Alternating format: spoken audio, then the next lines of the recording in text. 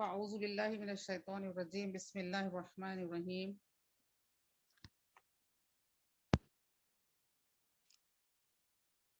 لقد کان لکم فی رسول اللہ اسوۃ حسنہ لمن کانوا یرجو اللہ والیوم الآخر وذکر اللہ کثیرا۔ بے شک تمہارے لیے رسول اللہ صلی اللہ علیہ وسلم کی پیروی بہتر ہے اس کے لیے اللہ اور آخرت کے دن کی امید رکھتا ہو اور اللہ کو جو بہت زیادہ یاد کرتا ہو۔ صدق اللہ العلی العظیم۔ اس مبارک سال میں ہجرت کے 10ویں سال کا جو اہم واقعہ ہے وہ حجۃ الوداع کا ہے، اور اس میں یہ ہوا تھا کہ رسول اللہ صلی اللہ علیہ وسلم نے حج کا ارادہ فرمایا اور اعلان فرمایا، اور جیسے ہی یہ مبارک اعلان صحابہ اکرام تک پہنچا تو وہ 1,24,000 صحابہ اکرام، یا پھر ایک روایت کے مطابق 1,14,000 صحابہ اکرام اس موقع پر حاضر ہو گئے، اور رسول اللہ صلی اللہ علیہ وسلم کی مقدس بارگاہ میں صحابہ اکرام کا اتنا بڑا اجتماع اس کے بعد پھر حاضر نہیں ہوا۔ اور اس حج میں دور دراز سے آ کر شرکت کرنے والوں میں اکثر حضرات یہ ظاہری اعتبار سے اور آخری اور وداعی حاضری تھی رسول اللہ صلی اللہ علیہ وسلم کے دربار اقدس کی، اسی لیے اس کو حجۃ الوداع کہا جاتا ہے۔ اور اس میں رسول اللہ صلی اللہ علیہ وسلم نے اپنی امت کو خطاب کر کے آپ نے الوداع فرمایا، اس لیے اس کو الوداع کہا جاتا ہے، حجۃ الوداع کہا جاتا ہے۔ 9 ذی الحجہ کو وقوف عرفہ کے دن دین اسلام کے مکمل ہونے سے متعلق آیات کریمہ نازل ہوئی۔ بسم اللہ الرحمن الرحیم، الیوم اکملت لکم دینکم واتممتم علیکم نعمتی ورضیت لکم الاسلام دینا۔ میں نے تمہارے لیے تمہارے دین کو کامل کر دیا ہے اور تم پر اپنی نعمت کو تمام کر دی ہے، اور تمہارے لیے اسلام کو بحیثیت دین سے راضی ہوں۔ سورہ مائدہ آیت نمبر 3۔ اسی لحاظ سے اس کو حجۃ التمام بھی کہا جاتا ہے، یعنی کہ دین تمام ہو گیا، دین مکمل کیا گیا۔ اور اس کو حجۃ البلاغ بھی کہتے ہیں، کیونکہ نبی کریم صلی اللہ علیہ وسلم نے اس حج کے خطبوں میں احکام الہی کو پہنچا کر تمام حاضرین سے تبلیغ و رسالت پر گواہی طلب فرمائی، اور آپ نے ان کو گواہ بنایا اور حکم فرمایا کہ الا فلیبلغ الشاہد والغائب، یعنی آگاہ ہو جاؤ، سنو، جو شخص حاضر ہے وہ غائب شخص تک یہ باتیں پہنچا دے۔ اور اس کو حجۃ الاسلام بھی کہا جاتا ہے، حجۃ الاسلام بھی کہا جاتا ہے، کیونکہ نبی کریم صلی اللہ علیہ وآلہ وسلم اس حج کے خطبے میں اسلامی احکام کا خلاصہ، یعنی کہ لب لباب آپ نے بیان فرمایا اور اسلامی تعلیمات کے ہر گوشے سے متعلق ارشاد فرما دیا۔ اہم سمری اسلام کی تعلیمات کی جو تھی اس وقت رسول اللہ صلی اللہ علیہ وآلہ وسلم نے ارشاد فرمایا، اور رسول اللہ صلی اللہ علیہ وسلم نے جیسے سفر حج کا اعلان کیا، اسی سال ہادی کائنات سید الانبیاء صلی اللہ علیہ وسلم حج کے لیے تشریف لے جا رہے ہیں۔ اس اعلان کے ساتھ ہی صحابہ اکرام نے سفر حج کا ارادہ فرمایا اور رسول اللہ صلی اللہ علیہ وسلم کی مبارک معیت میں، یعنی کہ آپ کے مبارک ساتھ میں حج ادا کرنے کا عزم فرمایا۔ سفر حج کا بطور خاص اعلان کرنے کے کئی مقاصد تھے۔ ایک مقصد تو یہ تھا کہ صحابہ اکرام کی کثیر تعداد اللہ کے حبیب حضرت محمد مصطفیٰ صلی اللہ علیہ وسلم کو مناسک حج ادا فرماتے ہوئے دیکھ لے، اور دین اسلام کا جو اہم رکن ہے حج بیت اللہ ادا کرنے کا صحیح طریقہ جان لے، اور اسی لیے آپ نے تمام ازواج مطہرات کو ساتھ چلنے کا حکم فرمایا۔ اس کے برخلاف پہلے کے اسفار میں، یعنی کہ پہلے جب آپ سفر میں جایا فرماتے تو کسی ایک ام المومنین کو آپ ساتھ لیتے، لیکن حجۃ الوداع کے موقع پر آپ نے تمام ازواج مطہرات کو ساتھ چلنے کا حکم فرمایا۔ اور اس کا دوسرا مقصد یہ تھا کہ آپ امت کو وداع کرتے وقت نصیحتیں فرما کر انہیں سرفراز فرمائیں۔ حبیب پاک صلی اللہ علیہ وسلم نے ماہ ذی القعدہ کے آخری میں جمعرات کا دن تھا، آپ غسل فرمایا اور تہبند مبارک و چادر شریف زیب تن فرمائی، مسجد نبوی میں نماز ظہر ادا کرنے کے بعد مدینہ منورہ سے مکہ مکرمہ کی جانب روانہ ہوئے۔ مدینہ طیبہ سے آگے 6 میل کے فاصلے پر اہل مدینہ کے لیے ایک میقات ہوتی ہے جس کو ذوالحلیفہ کہا جاتا ہے۔ وہاں پر آپ صلی اللہ علیہ وآلہ وسلم نے احرام باندھا اور 2 رکعت نماز ادا فرمائی، حج قران کی نیت سے تلبیہ پڑھا اور اپنی مبارک اونٹنی خسوا پر سوار ہو کر بآواز بلند تلبیہ پڑھا یعنی لبیک پڑھا، اور 4 ذی الحجہ کی نماز فجر دوران سفر مقام زیتوا میں ادا فرمائی، پھر غسل فرما کر مکہ مکرمہ میں داخل ہوئے اور چاشت کے وقت مسجد حرام تشریف لائے۔ اور یہاں پر ہم دیکھتے ہیں کہ کس طریقے سے ہمارے آقا صلی اللہ علیہ وآلہ وسلم نے عمرے کا طواف فرمایا اور سعی فرمائی۔ جب آپ صلی اللہ علیہ وآلہ وسلم حجر اسود کے سامنے تشریف لائے تو حجر اسود پر دست مبارک رکھ کر اس کو بوسہ دیا۔ اس کے بعد کعبۃ اللہ کا طواف فرمایا۔ پہلے 3 چکروں میں آپ نے رمل فرمایا، یعنی کہ قریب قریب قدم رکھ کر چلنا، سینہ تان کر، جیسے کہ پہلوان دنگل میں چلتا ہے، اس چال کو رمل کہا جاتا ہے، اور یہ مردوں کے لیے کرنا ضروری ہوتا ہے طواف کے دوران، عمرے اور حج کے طواف کے دوران۔ اور باقی 4 چکروں میں آپ نے رمل کے بغیر طواف فرمایا۔ حجر اسود کو کبھی آپ صلی اللہ علیہ وآلہ وسلم نے اپنے مبارک لبوں سے بوسہ دیا اور کبھی استلام فرمایا، یعنی کہ ہاتھ کے اشارے فرما کر آپ نے اپنے مبارک ہاتھوں کا بوسہ دیا، اور پھر کبھی آپ اپنے عصائے مبارک سے اشارہ فرما کر اس کو بوسہ دیا، یعنی تینوں طریقے آپ صلی اللہ علیہ وآلہ وسلم اپنے اس طواف میں ادا فرمائیں، تاکہ امت جان لے کہ جب کثیر تعداد میں لوگ طواف کریں گے تو اس طریقے سے ہاتھ کے اشارے سے اشارہ کر کر اپنے ہاتھ کا بوسہ دے کر بھی طواف شروع کیا جا سکتا ہے۔ اگر قریب ہوں تو ہاتھ اگر حجر اسود کو لگا سکتے ہیں تو حجر اسود پر ہاتھ رکھ کر بوسہ دے کر اپنے ہاتھوں کو طواف شروع کیا جا سکتا ہے۔ اور تیسری شکل یہ تھی کہ اپنی چھڑی سے حجر اسود کی طرف اشارہ کر کر اس کو اپنی چھڑی کا بوسہ دے کر بھی طواف شروع کیا جا سکتا ہے۔ کس طریقے سے یہاں پر ایک دین مکمل، ایک ضابطہ مکمل کا درس ہمارے آقا صلی اللہ علیہ وآلہ وسلم نے امت کے لیے مہیا فرمایا، تاکہ آنے والی امتوں کے لیے کوئی پریشانی کا موجب نہ بنے۔ اگر آپ صلی اللہ علیہ وآلہ وسلم اپنے مبارک ہاتھوں سے اشارہ فرما کر بوسہ نہ دیتے، اگر آپ صلی اللہ علیہ وآلہ وسلم اپنی مبارک چھڑی سے اشارہ فرما کر اس کو بوسہ دے کر طواف کی ابتدا نہ کرتے، تو تمام طواف کرنے والوں کے لیے یہ لازمی ہو جاتا تھا کہ وہ حجر اسود پر اپنے ہاتھ رکھ کر بوسہ دے کر ہی طواف شروع کرے۔ تو اس طریقے سے آنے والی امت کے لیے رسول اللہ صلی اللہ علیہ وآلہ وسلم نے اتنی بڑی پریشانی سے اپنی امت کو بچا لیا اور آسانی کا سامان مہیا فرمایا۔ اور طواف کے بعد آپ نے مقام ابراہیم کے پاس 2 رکعت نماز ادا فرمائی، اور پھر حجر اسود کا استلام فرما کر صفا کی جانب روانہ ہوئے۔ صفا و مروہ کی سعی فرمائی۔ چونکہ نبی کریم صلی اللہ علیہ وآلہ وسلم کا یہ حج قران تھا۔ حج کی 3 شکلیں ہوتی ہے، اس کی گفتگو بعد میں ہوگی، یہاں پر اتنا ہی ذہن نشین ہمارے رہنا چاہیے کہ یہ ہمارے آقا صلی اللہ علیہ وآلہ وسلم کا یہ حج قران تھا، اور آپ کے ساتھ قربانی کے جانور تھے، اس لیے ادائی عمرہ کے بعد آپ نے احرام نہیں کھولا۔ اور ذی الحجہ کی 8ویں تاریخ جمعرات کا ہی دن تھا۔ نبی اکرم صلی اللہ علیہ وآلہ وسلم بنا تشریف لے گئے اور جمعرات کی ظہر سے جمعے کی فجر تک 5 نمازیں وہیں ادا فرمائیں، اور 9ویں ذی الحجہ سے بروز جمعہ یعنی طلوع آفتاب کے بعد آپ مینا سے روانہ ہو کر عرفات تشریف لائے، اور مسجد نمرہ کے پاس آپ کے لیے خیمہ نصب کیا گیا تھا، آپ نے اس میں قیام فرمایا، اور زوال آفتاب کے بعد اپنی مبارک اونٹنی خسوا پر سوار ہو کر بطن وادی میں تشریف لائے مقام عرفہ پر، اور اس مقام پر نبی اکرم صلی اللہ علیہ وآلہ وسلم نے عظیم ترین ہسٹوریکل خطبہ ارشاد فرمایا، اور پھر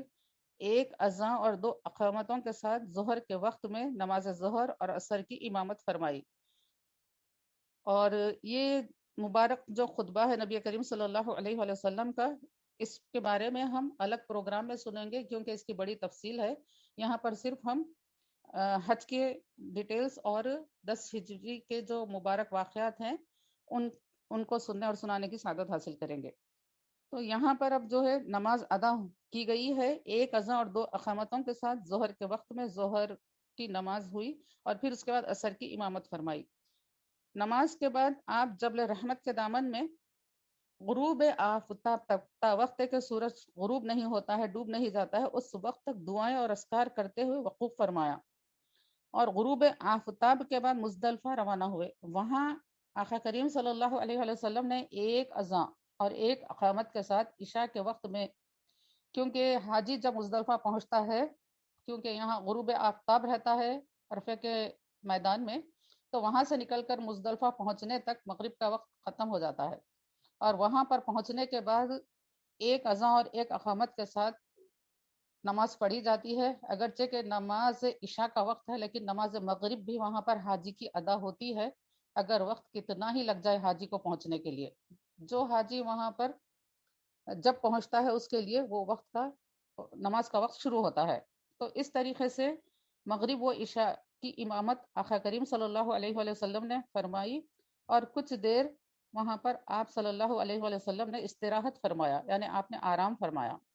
اور اس کے بعد کچھ دیر آرام فرمانے کے بعد فجر تک دعا اور ذکر میں آقا کریم صلی اللہ علیہ وسلم مشغول رہے. پھر نماز فجر کے بعد کچھ دیر آپ نے وہاں پر وقوف فرمایا، کچھ دیر وہاں پر آپ ٹھہرے رہے، اور پھر اس کے بعد طلوع آفتاب سے کچھ پہلے، یعنی کہ سورج نکلنے سے کچھ پہلے مینا کی طرف روانہ ہوئے. اور مینا میں وہاں پر جا کر جمر عقبہ کی رمی فرمائی، کنکر مارے. یہاں پر نبی کریم صلی اللہ علیہ وسلم نے مینا میں بھی ایک طویل خطبہ ارشاد فرمایا اور قربانی ادا کی. اور ہمارے آقا حضرت محمد مصطفیٰ صلی اللہ علیہ وسلم جب اونٹ ذبح فرمانے کی غرض سے تشریف فرما ہوئے تو اونٹوں کی حالت قابل دید تھی. سیرت نگار یہ لکھتے ہیں کہ وہ اونٹ جو قربانی کے لیے لائے گئے تھے وہ خود نبی اکرم صلی اللہ علیہ وآلہ وسلم کی خدمت میں لپکتے ہوئے مچلتے ہوئے آ رہے تھے کہ سب سے پہلے حضور صلی اللہ علیہ وآلہ وسلم اپنے دست مبارک سے ان کو ذبح کر دیں. اور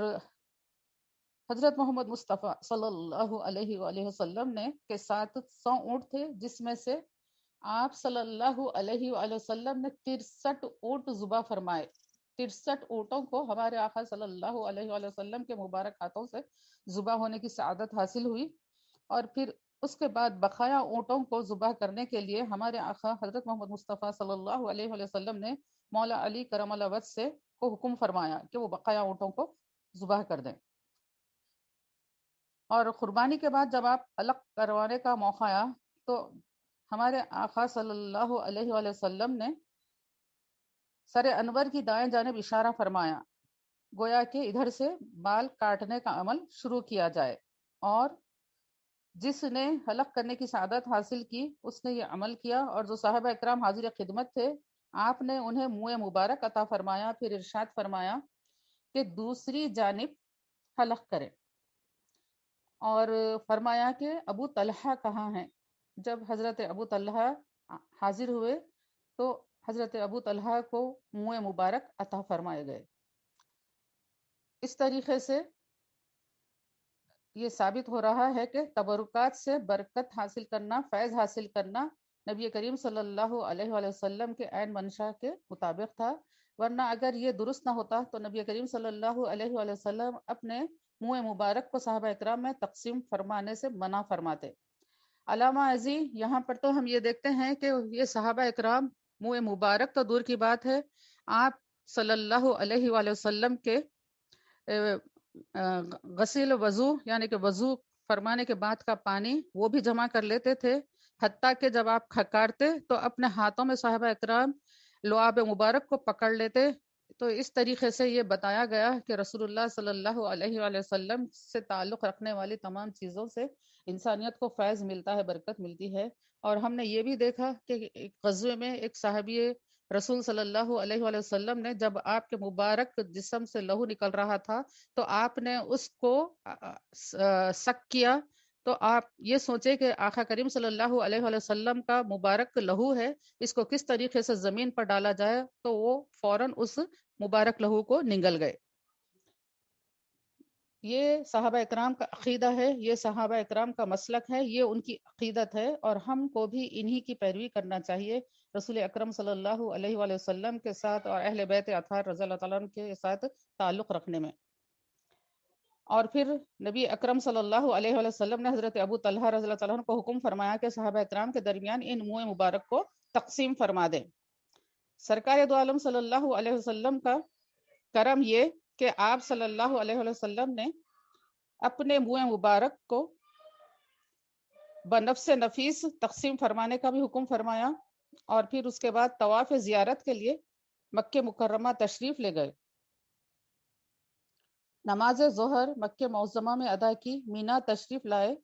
اور پھر مینا میں 13 ذی الحجہ تک قیام فرمایا۔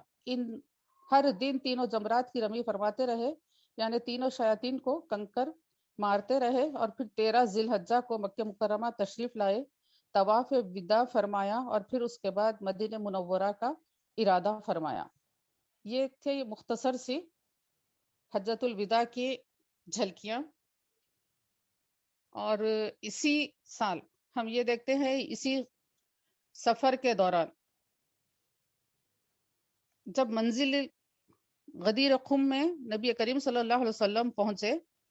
جو کہ مکہ اور مدینے کے درمیان میں واقع ہے، تو آپ نے اپنے رخ انور کو صحابہ اکرام کی طرف کیا اور آپ نے سوال کیا، الستم تعلمون انی اولا بالمومنین، کیا تم نہیں جانتے کہ میں مسلمانوں میں ان کی جانوں سے زیادہ قریب و محبوب ہوں؟ جیسا کہ قرآن کریم میں مذکور ہے کہ النبی اولا بالمومنین من انفسہم، کہ نبی صلی اللہ علیہ وسلم مسلمانوں میں ان کی جانوں سے زیادہ قریب و محبوب ہے۔ اور ایک روایت میں آیا ہے کہ اس لفظ کو آپ نے 3 مرتبہ فرمایا۔ مطلب یہ ہے کہ مسلمانوں کو حکم نہیں دیتا مگر اسی چیز کا جس میں ان کی صلاح ہے اور وہ نجات ہے، اور ان کی دنیا و آخرت کی بھلائی مضمر ہے۔ یعنی کہ نبی کریم صلی اللہ علیہ وآلہ وسلم آپ جو بات ارشاد فرمانے والے ہیں، اس کو پریزنٹ کرنے سے پہلے، اس بات کو ارشاد فرمانے سے پہلے آپ صحابہ اکرام کو موٹیویٹ فرما رہے ہیں کہ کیا تم لوگ یہ نہیں جانتے کہ میں مومنین کی جانوں سے زیادہ ان کے قریب ہوں، ان کی جانوں پر میں ان سے زیادہ حق رکھتا ہوں۔ تو اس بات کو آپ نے 3 مرتبہ ارشاد فرمایا، اور پھر اس کے بعد آپ نے یہ فرمایا کہ آگاہ ہو جاؤ، میں تمہیں 2 چیزیں چھوڑے جا رہا ہوں، اور جو ایک دوسرے سے بزرگ تر ہے، ایک قرآن کریم اور دوسری میرے اہل بیت۔ اور پھر نبی کریم صلی اللہ علیہ وآلہ وسلم نے ارشاد فرمایا، دیکھو میرے بعد ان دونوں چیزوں میں تم احتیاط کرنا کہ کس طرح تم ان سے سلوک کرتے ہو اور کیسے ان کے حقوق ادا کرتے ہو۔ یہ دونوں چیزیں یعنی کہ قرآن کریم اور اہل بیت اطہار میرے بعد ایک دوسرے سے کبھی جدا نہ ہوں گے۔ یہ بات واضح بتا دی گئی کہ اہل بیت جدھر ہوں گے قرآن ان کے ساتھ ہوگا، یعنی کہ اہل بیت جدھر ہوں گے حق خدار ہوگا، اہل بیت جو کریں گے وہ عین اسلام کے مطابق ہوگا۔ یہ بات ثابت کر دی گئی اس مبارک ارشاد کے ذریعے، یہاں تک کہ تم حوض کوثر کے کنارے مجھ سے ملو، کہ یعنی کہ قیامت کے دن جب انسان وہاں پر جائے گا، حوض کوثر پر جب جائیں گے تو وہاں جانے تک رسول کریم صلی اللہ علیہ وسلم نے فرمایا کہ اہل بیت اور قرآن آپس میں جدا نہیں ہوں گے، یہ دونوں ایک ساتھ حوض کوثر پر آ کر رسول کریم صلی اللہ علیہ وسلم سے ملیں گے۔ اس کے بعد آپ نے فرمایا، ایک بیان ارشاد فرمایا جس میں مولا علی کرم اللہ وجہ کی صداقت پر، دیانت پر، آپ کی امانت داری پر، پرہیزگاری پر، عدل و انصاف کے متعلق ارشاد فرمایا کہ مولا علی کرم اللہ وجہ ان صفات کے حامل ہیں۔ اور پھر اس کے بعد فرمایا کہ حق تبارک و تعالیٰ نے میرا مولا ہے، یعنی کہ اللہ تعالیٰ میرا مولا ہے، نبی کریم صلی اللہ علیہ وسلم کا مولا ہے، اور میں تمام مسلمانوں کا مولا ہوں۔ اس کے بعد حضرت علی مرتضی کرم اللہ وجہ کا ہاتھ پکڑ کر فرمایا، اللہم من کنت مولاہ فعلی مولا، اے خدا جس کا میں مولا ہوں یہ علی بھی اس کے مولا ہیں۔ اور پھر صاحب مدارج نبوت لکھتے ہیں کہ اس کے بعد رسول کریم صلی اللہ علیہ وسلم نے ارشاد فرمایا، اللہم والی من والہ، اے خدا تو بھی اسے دوست رکھ جو ان کو دوست رکھے، یعنی جو مولا علی کو دوست رکھے، یا اللہ اس شخص کو، اس عورت کو بھی آپ دوست رکھیے جو مولا علی کو دوست رکھتا ہے۔ اور پھر آپ نے یہ ارشاد فرمایا، اور اس کو دشمن رکھ جو علی کو دشمن رکھے، جو علی سے بغض رکھے، جو علی سے دشمنی کرے کرم اللہ وجہ، اس کو اللہ آپ بھی دشمن رکھیے۔ اور ایک روایت میں اور اتنا زیادہ آ رہا ہے کہ یا اللہ مدد کر اس کی جس نے علی کی مدد کی، اور ذلیل کر اسے جس نے علی کو چھوڑ دیا۔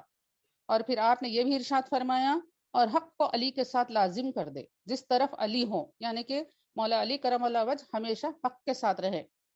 اور روایت میں آتا ہے کہ اس اعلان نبوت صلی اللہ علیہ وآلہ وسلم کے بعد حضرت عمر فاروق رضی اللہ تعالیٰ عنہ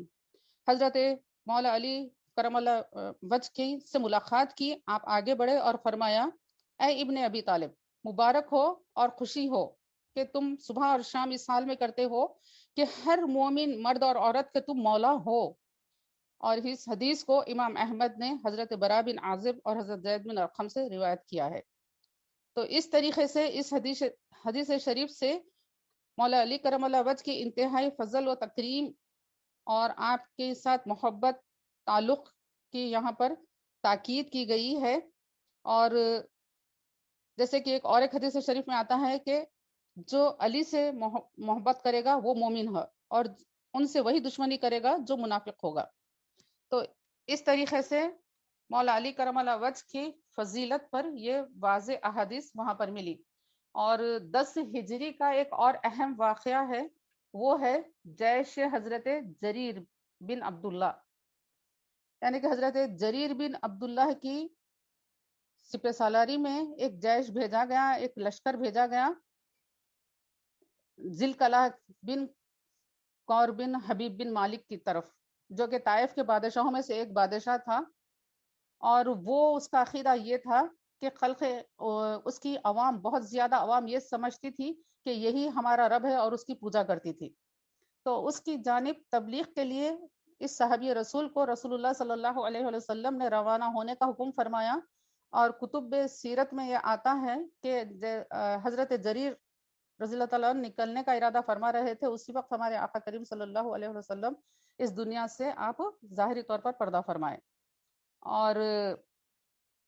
حضرت عمر بن خطاب رضی اللہ تعالیٰ کے زمانے تک یہ بادشاہ کفر پر قائم رہا، اور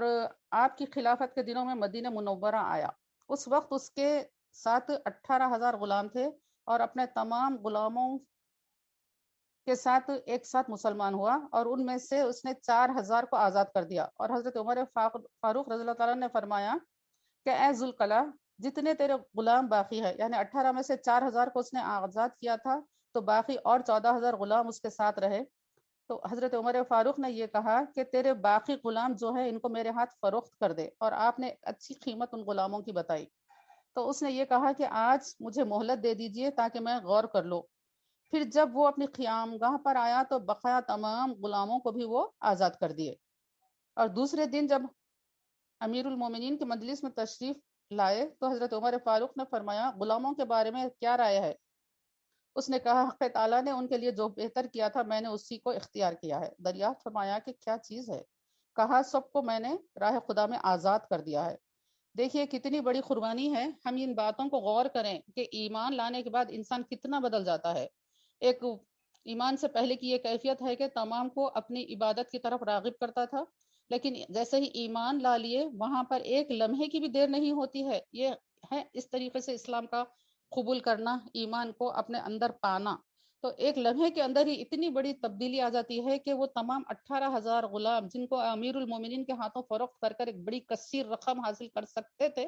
اس کو انہوں نے اس سے بہتر سمجھا کہ وہ راہ خدا میں ان کو آزاد کر اس سے زیادہ ثواب پائے، اور وہ دنیا کے فائدے کی طرف وہ متوجہ نہیں رہے، بلکہ آخرت کا فائدہ وہاں پر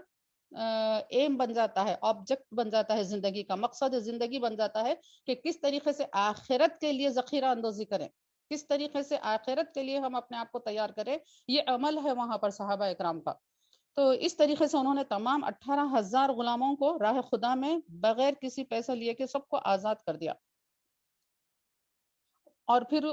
عرض گزار ہوئے حضرت امیر المومنین عمر فاروق رضی اللہ تعالیٰ عنہ سے کہ اے امیر المومنین، میرا ایک بہت بڑا گناہ ہے، اور مجھ کو ڈر ہے کہ میرا خدا اس کے لیے مجھ کو نہیں بخشے گا۔ تو امیر المومنین نے دریافت فرمایا کہ وہ کون سا گناہ ہے؟ اس نے کہا کہ ایک دن میری جماعت پوری میری پرستش کے لیے کر رہی تھی تو میں چھپ گیا۔ اس کے بعد میں اپنے آپ کو ایک جگہ انہیں دکھایا۔ جب انہوں نے مجھے دیکھا تو قریب 1 لاکھ آدمیوں نے مجھے سجدہ کر دیا۔ یعنی کہ ایک چال اس نے چلی، جب لوگ اس کی پرستش میں مصروف تھے، اس کی طرف دیکھ نہیں رہے تھے، تو وہ اپنے آپ کو چھپا کر کسی دوسری طرف جو ہے ظاہر کیا، تو لوگ سمجھے کہ اس کے پاس کچھ پاورز ہے، تو اور وہ دیکھ کر اس کو تمام لوگ اس کا سجدہ کرنے لگے۔ تو حضرت عمر فاروق رضی اللہ تعالیٰ عنہ نے فرمایا خاص توبتاً نصوحہ کرو اور اللہ کی طرف متوجہ ہو جاؤ، اور گناہ کو اپنے دل سے نکال کر پھینکو، اپنی زندگی سے نکالو، آئندہ پھر گناہ کرنا اور اس کے بارے میں سوچنا چھوڑ دو۔ تو حق تعالیٰ سے مغفرت کی امید کا سبب بن جاتا ہے، اور گناہ کتنا ہی بڑا اور کثرت سے کیوں نہ ہو جائے۔ علماء اکرام کہتے ہیں کہ جب وہ مسلمان ہوا تو لوگوں نے دیکھا کہ اس نے حکومت چھوڑ دی اور اللہ تعالیٰ کی عبادت میں اور دین کی تبلیغ میں اپنے آپ کو لگا لیا۔ تو اس طریقے کا یہ معاملہ تھا اس طائف کے بادشاہ کا۔ اور ایک واقعہ جو نبی کریم صلی اللہ علیہ وسلم کی اس مبارک سال میں ہوا، 10ویں ہجری میں، وہ یہ ہے کہ صاحبزادہ رسول حضرت ابراہیم علیہ السلام کی ابراہیم رضی اللہ تعالیٰ عنہ کی وفات۔ اس دن،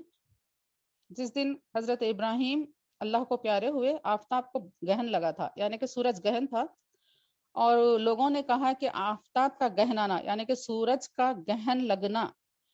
آپ ہی کے انتقال کی سبب سے ہے، کیونکہ رسول کریم صلی اللہ علیہ وسلم کے صاحبزادے ہیں، تو لوگوں نے یہ سمجھا کہ آپ کے صاحبزادے کے انتقال کی وجہ سے سورج کو گہن لگا ہے۔ اور اس وقت کے لوگوں میں یہ عقیدہ تھا کہ سورج گہن کسی بڑے حادثے کی وجہ سے ہوتا ہے، کسی عظیم شخصیت کی موت کی وجہ سے یا کسی بڑے حادثے کی وجہ سے یہ سورج گہن ہوتا ہے۔ جب یہ بات رسول کریم صلی اللہ علیہ وآلہ وسلم تک پہنچی تو آپ صلی اللہ علیہ وآلہ وسلم نے ارشاد فرمایا سورج اور چاند خدا کی نشانیوں میں سے 2 نشانیاں ہیں، اور یہ سورج اور چاند دونوں بھی اللہ تعالیٰ کی قدرت کی نشانیاں ہیں، اللہ تعالیٰ کی قدرت پر دلالت کرتی ہے کہ کس طریقے سے رب کائنات دنیا کو منور کر رہا ہے ان دونوں کی وجہ سے۔ اور اس کا گہنانا یعنی کہ سورج جو روزانہ زمین پر نکلتا ہے اور نکل کر زمین کے ایک بڑے خطے کو منور کرتا ہے، روشنی دیتا ہے، حرارت دیتا ہے، جس کی وجہ سے کئی چیزیں رونما ہوتی ہیں، لیکن اتنا پاورفل سورج کو بھی کبھی اللہ تعالیٰ گہنا دیتے ہیں، کبھی اس کو گہن لگ جاتا ہے اور اس گہن کی وجہ سے اس کی روشنی یا تو بالکل ختم ہو جاتی ہے، مکمل سورج گہن ہو تو، یا پھر جزوی رہا یعنی کہ پارشلی رہا سولار ایکلپس، تو اس وقت جو ہے کچھ حصہ دنیا پر سایہ آ جاتا ہے اور سورج کی روشنی وہاں پر نہیں پہنچتی ہے۔ تو یہ عبرت کی نشانی ہے، یہ بتانا مقصود ہے قدرت کو کہ دیکھو دنیا میں کوئی چیز ہمیشگی کے لیے نہیں ہے، ہر چیز کو فنا ہونا ہے، ہر چیز کو زوال ہوتا ہے، ہر چیز ایک حالت پر نہیں رہتی ہے، دوام جو ہے ہمیشگی جو ہے اور اسی ذات کو ہے جو کہ اول و آخر ہے، وہی۔ تو یہ اللہ تعالیٰ بتانا چاہتے ہیں، اس لیے اس کو نشان عبرت کہا جاتا ہے۔ تو ایسے وقت میں جب کہ آپ کے صاحبزادے کی اس دنیا سے گزر گئے ہیں، کتنا شدت غم ہوتا ہے والدین کو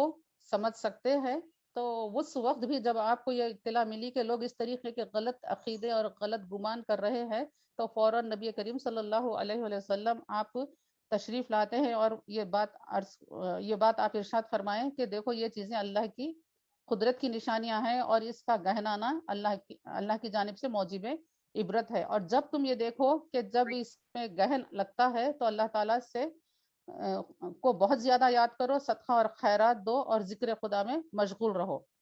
اور روایت میں یہ آیا ہے کہ حضرت ابراہیم رضی اللہ تعالیٰ عنہ کی وفات 10ویں محرم یا 10ویں ربیع الاول کو ہوئی ہے۔ اور اسی مبارک سال میں ایک واقعہ جو پیش آیا وہ یہ بھی تھا کہ حضرت جبریل علیہ السلام خوبصورت انسان اور خوب سیاہ بالوں والے، بہت سفید لباس پہنے، نہایت حسین و جمیل شکل میں حضور اکرم صلی اللہ علیہ وآلہ وسلم کی مجلس میں نمودار ہوئے۔ اس طرح کے تمام حاضرین مجلس حیرت و تعجب میں تھے، اور وہ آ کر نبی اکرم صلی اللہ علیہ وآلہ وسلم کے سامنے 2 زانو ہو کر بیٹھے اور اپنے ہاتھ نکال کر حضور اکرم صلی اللہ علیہ وسلم کے زانو اقدس پہ یا اپنے زانوؤں پر رکھے، اور انہوں نے اسلام، ایمان، احسان اور قیامت اور اس کی نشانیوں کے بارے میں سوال کیا، اور حضور اکرم صلی اللہ علیہ وآلہ وسلم نے اس کا جواب عنایت فرمایا۔ اور اس سے یہ ظاہر ہوتا ہے کہ چونکہ یہ نبی کریم صلی اللہ علیہ وآلہ وسلم کے حیات ظاہری کے آخری سال تھا، حضرت جبرائیل علیہ السلام آ کر اللہ کے حکم سے ان 5 باتوں کی اعادہ یعنی کہ ریویژن آپ نے امت کے لیے کروایا کہ اسلام کیا چیز ہے۔ اہم باتیں جو ہے اسلام کے بارے میں وہ رسول اکرم صلی اللہ علیہ وسلم اپنے مبارک کلمات کے ذریعے بتائیں اور صحابہ اکرام اس کو سن لیں، اور ایمان کے بارے میں بتائیں، احسان کے بارے میں بتائیں، احسان کیا چیز ہے، اور قیامت اور اس کی نشانیوں کے بارے میں بتائیں تاکہ تمام لوگ آگاہ ہو جائے۔ اس طریقے سے اچھے سوال کر تعلیم کا اہتمام فرمانا یہاں پر نبی کریم صلی اللہ علیہ وسلم کے دربار اقدس میں حضرت جبرائیل علیہ السلام کا یہ عمل ہے جس کے ذریعے لوگوں کے لیے تعلیم کا موجب بنا۔ اور جب رسول کریم صلی اللہ علیہ وسلم اس کا جواب ارشاد فرمائے تو وہ اس مبارک دربار سے اٹھے اور چلے گئے۔ رسول اللہ صلی اللہ علیہ وسلم نے ارشاد فرمایا صحابہ سے کہ باہر جا کر دیکھو کہ وہ کون تھے۔ صحابہ اکرام باہر آپ تشریف لے گئے تو صحابہ اکرام نے ان کو نہیں پایا اور آ کر حضور کریم صلی اللہ علیہ وسلم کو بتایا کہ ہم ان کو نہیں پاتے ہیں۔ تو یہاں پر بھی دیکھیے رسول اللہ صلی اللہ علیہ وسلم کا انداز تعلیم ہے۔ اگر آپ پہلے ہی یہ فرما دیتے کہ یہ جبرائیل تھے جو آئے تھے اور تمہاری تعلیم کے لیے انہوں نے یہ سوال کیے تھے تو لوگوں کو یقین کرنے کے لیے کچھ دقت ہوتی تھی، اسی لیے پہلے ان سے یہ کہا گیا کہ باہر جا کر دیکھو کیا وہ تم کو نظر آتے ہیں۔ صحابہ اکرام باہر نکلے اور انہوں نے دیکھا کہ کوئی بھی طریق پر، کوئی بھی راستے پر وہ نظر نہیں آتے ہیں جو ابھی اللہ کے حبیب حضرت محمد مصطفیٰ صلی اللہ علیہ وسلم کے دربار میں حاضر ہوئے تھے۔ تو تب رسول اللہ صلی اللہ علیہ وسلم نے فرمایا کہ یہ کوئی بشر نہیں تھے، گویا یہ حضرت جبرائیل تھے جو تمہیں تمہارا دین سکھانے کے لیے آئے تھے، اور اسی وجہ سے اس حدیث شریف کو حدیث جبرائیل بھی کہا جاتا ہے۔ اور کتب احادیث میں اس کی تفصیلات منقول ہیں، مذکور ہیں، اور انشاءاللہ تعالی آگے کی نشستوں میں ہم خطبہ حجۃ الوداع پر انشاءاللہ تعالی سننے اور سنانے کی سعادت حاصل کریں گے۔ اللہ تعالی ہم سب کو بار بار حج اور عمرے کی سعادت نصیب فرمائے، اور رسول اللہ صلی اللہ علیہ وسلم کے اسوے کے متعلق معلومات حاصل کرنا اور اس کو اپنا حرز جان بنانا، یہ اللہ تعالی ہم سب کو نصیب فرمائے۔ جب ہم یہ کریں گے، سیرت رسول اللہ صلی اللہ علیہ وسلم کے ہر کونے سے ہم واقفیت حاصل کریں گے، اور اہل بیت اطہار کے مبارک زندگیوں سے ہم واقف ہو جائیں گے، اور خلفائے راشدین بالخصوص کم از کم چاروں خلفائے راشدین کے مبارک ادوار اور ان کی سیرت کے متعلق ہم جان جائیں گے، تو یقین جانیے زندگی کی ہر مصیبت ہمارے لیے آسان ہو جاتی ہے، اور ہم انشاءاللہ تعالی نہ صرف یہ کہ پریشانیوں اور مصیبتوں میں پریشان نہیں ہوتے، اپنے ایمان کو نہیں کھوتے، ہمارے پاؤں متزلزل نہیں ہوتے، اسلام پر قائم رہنا ہمارے لیے مشکل نہیں ہوگا انشاءاللہ، بلکہ یہ ہماری دنیا اور آخرت کے لیے فلاح کا ضامن بھی ہو جائیں گے انشاءاللہ تعالی۔ اللہ تعالی ہم سب کو اس عمل کی کوشش فرمائے، اللہ تعالی یہ چیز ہم کو نصیب فرمائے۔ وآخر الدعوانا ان الحمد للہ رب العالمین۔